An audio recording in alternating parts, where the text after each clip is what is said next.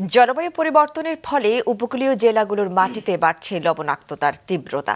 ফলে প্রচলিত ফসল উৎপাদন ব্যাহত হচ্ছে, যা উপকূলীয় অঞ্চলের কৃষি নির্ভর অর্থনীতিতে নেতিবাচক প্রভাব ফেলছে। আবাদযোগ্য করার পরিকল্পনা নিয়েছে কৃষি উন্নয়ন কর্পোরেশন। এস এম মিলনের ক্যামেরায় মুস্তফা জামালের রিপোর্টে বিস্তারিত। খুলনার কয়রা উপজেলায় গেলেই চোখে পড়বে এমন বিস্তীর্ণ পতিত জমি। লবণাক্ততার জন্য বছরের অধিকাংশ সময়ে এসব জমিতে কোনো ফসল ফলে না, এমনকি বুনো ঘাস, লতাপাতা ও গুল্ম এখানে জন্মায় কম। মৃত্তিকা সম্পদ উন্নয়ন ইনস্টিটিউটের গবেষণা অনুযায়ী দেশের উপকূলীয় এলাকায় ৩৬ বছরে লবণাক্ত জমির পরিমাণ বেড়েছে ২৬.৭৬ ভাগ। লবণাক্ততার জন্য কেবল খুলনা অঞ্চলে বছর জুড়ে অনাবাদি থাকে ১,০৭,৩৩৫ হেক্টর জমি। ফলে এই অঞ্চলের কৃষকের আর্থিক ক্ষতি হয় ৫,২৫৪ কোটি টাকা।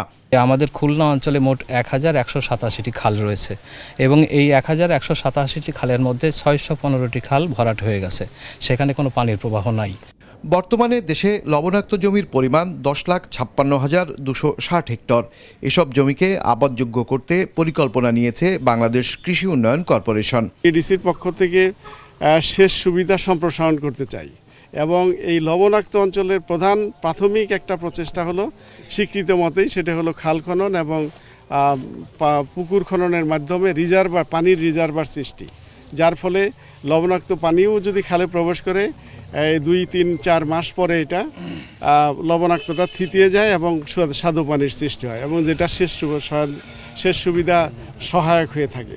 বিড়ির মহাপরিচালক বলছেন, জলবায়ু পরিবর্তন জনিত তীব্র খরা রোধ ও ফসলের জন্য মিষ্টি পানি নিশ্চিতে কৃত্রিম বৃষ্টিপাত ঘটানোর জন্য গবেষণা করছেন বিজ্ঞানীরা। আর্টিফিশিয়াল রেইনফলের কথা আমরা চিন্তা করছি, সেই লেভেল আমাদের বিজ্ঞানীরা গবেষণা ইতিমধ্যেই শুরু করেছে। সুতরাং এই যে সমস্যার কথা বলছেন, এই সমস্যা আমরা উত্তরণ ঘটানোর মাধ্যমে এই যে এলাকা, এই এলাকা আমরা সবুজ করে দিব। খাদ্য উৎপাদন বাড়াতে বিড়ি এখনো পর্যন্ত ৯৫টি ইনব্রিড ও ৭টি হাইব্রিড ধানের জাত উদ্ভাবন করেছে।